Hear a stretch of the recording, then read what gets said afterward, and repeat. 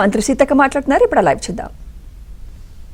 పెట్టుకోవాలి. ఎలక్ట్రిసిటీ వాళ్ళు కూడా మరి వాళ్ళ సిబ్బందిని అంతా కూడా అలర్ట్ చేసి ఎక్కడెక్కడ లైన్స్ తెగి ఉన్నాయి వాటిని మనం ఈ వర్షంలో చేయలేని పరిస్థితి ఉంటే అక్కడ ఉన్నటువంటి గ్రామస్తులు లేదా లొకేషన్ వాళ్ళందరినీ కాలనీ వాళ్ళని పిలిచి ఇక్కడ ఈ సిచ్యువేషన్ ఉందమ్మా, ఈ పట్టుకోకండి, అక్కడ మీ లాంగ్వేజ్లో మీ ఎలక్ట్రిసిటీ లాంగ్వేజ్లో మనం ఏమేమి ఉంటాయి అట్లా ఎర్త్ అవుతుందని, లేకుంటే ఇంకా అదే రకంగా తీగలు పడుతున్నాయి, అవన్నీ వాళ్ళకు కొంచెం అవేర్నెస్ ఇవ్వడము. అది మీరు కూడా రెగ్యులర్గా టెలికాన్ఫరెన్స్ ఆర్ వీడియో కాన్ఫరెన్స్ పెట్టి మనకు రెగ్యులర్గా మీడియా నుంచి కూడా కొంత సమాచారం వస్తుంటుంది. సో వాటిని కూడా బ్రీఫ్ చేసి కింది స్థాయి వరకు తెలియజేస్తే అలర్ట్గా ఉండడం జరుగుతుంది. అగ్రికల్చర్కి సంబంధించి కూడా కొంత టైం తీసుకోండి. రేపు ఎల్లుండి కొంచెం ఈ ఎమర్జెన్సీ వర్క్ అయిపోయిన తర్వాత ఫీల్డ్లోకి వెళ్ళి నోట్ చేసుకోండి. తర్వాత డ్రింకింగ్ వాటర్ కూడా కంటామినేషన్ కాకుండా, ఎందుకంటే ఇప్పుడు వరద వచ్చి ఒక సమస్య ఉంటే మనం పొల్యూటెడ్ వాటర్ ఇచ్చినాం అనుకో మొత్తం ఊరంతా రకరకాల అస్వస్థకు గురయ్యేటువంటి ప్రమాదం ఉంటుంది.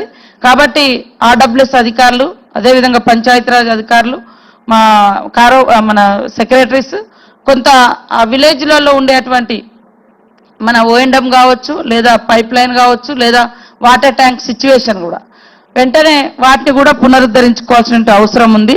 అదేవిధంగా ఐబీ ట్యాంక్స్ కూడా తిరగండి, వాటిని కూడా వీలైనంత వరకు లోకల్గా అవకాశం ఉంటే మీరు ఎవరితోటైనా చేయించుకోవడం, లోకల్గా ఉండేటువంటి ప్రజాప్రతినిధులు లేదా కలెక్టర్ గారితో మాట్లాడి ఇవి రెస్టరేషన్ చేయడం. తర్వాత శానిటేషన్ కూడా చాలా ఇంపార్టెంట్.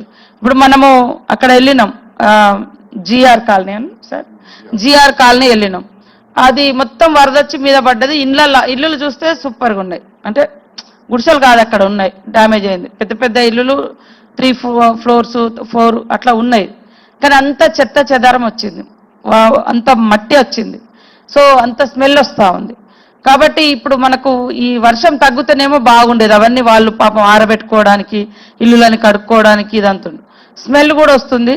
కాబట్టి శానిటేషన్ సిబ్బందిని కూడా ఆ లొకేషన్లో ఎక్కువ పెట్టడము, బ్లీచింగ్ పౌడర్ వేయడము, అవసరమైతే వాటర్ ట్యాంక్స్ని పంపించి మనమే వాటర్ ట్యాంక్స్ని పంపించి ఆ ఇళ్లలో ఉండేటువంటి ఆ మడ్డు ఏదైతే ఉందో దాన్ని అంతా కూడా క్లీన్ చేయించే పని డిపిఓ గారు ఉన్నారా,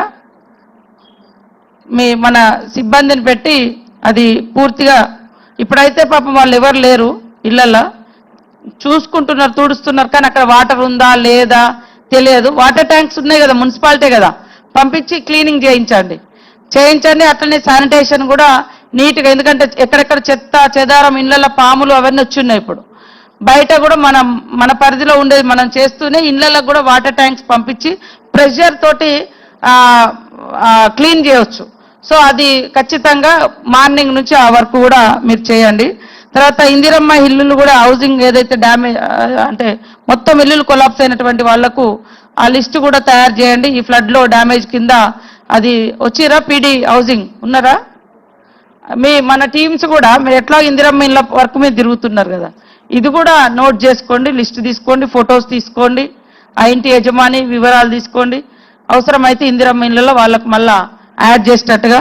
తర్వాత హెల్త్ ఇష్యూస్ కూడా వస్తాయి, కాబట్టి హెల్త్ వాళ్ళు కూడా, నేను ఈ శాఖలన్నీ కూడా ఎమర్జెన్సీ కాబట్టి ఇవి చెప్తున్నా, మినిమం నీడ్స్, ఈ మినిమం ఫెసిలిటీస్ ఇచ్చేటువంటివి కాబట్టి ఈ శాఖల నేమ్స్ నేను మెన్షన్ చేయడం జరుగుతూ ఉంది. సో మన సిబ్బందిని అందరినీ కూడా ఆశా వర్కర్లు కానీ, ఏఎన్ఎంస్ కానీ, హాస్పిటల్లో కూడా మన వాళ్ళందరూ అందుబాటులో ఉండే విధంగా ఆ కాలనీలలో కూడా వెళ్ళి ఎక్కడెక్కడైతే ఈ వరద వచ్చి ఇబ్బంది పడ్డటువంటి ఊర్లు కానీ కాలనీలు కానీ ఉన్నాయో అక్కడ వెంటనే మరి మెడికల్ క్యాంప్స్ కూడా ఆర్గనైజ్ చేయండి. వాళ్ళు కొంత పానిక్ అయి ఉంటారు, భయపడి ఉన్నారు, కొంతమంది చెట్ల మీద ఉండిపోయారు, వాగులలో ఉండిపోయారు, అట్లా చాలా మందిని మరి మన డిపార్ట్మెంట్ పోలీస్ అధికారులు, ఇటు ఫైర్ కానీ, అటు ఎస్డిఎఫ్, ఎన్డీఆర్ఎఫ్, ఎస్డిఆర్ఎఫ్ వాళ్ళంతా కూడా కాపాడారు. వాళ్ళందరికీ కూడా ప్రత్యేకంగా ధన్యవాదాలు. కాకపోతే ఆ చలికి వణికి ఉంటారు, టెన్షన్ పడి ఉంటారు, మానసిక సిచ్యువేషన్ డిఫరెంట్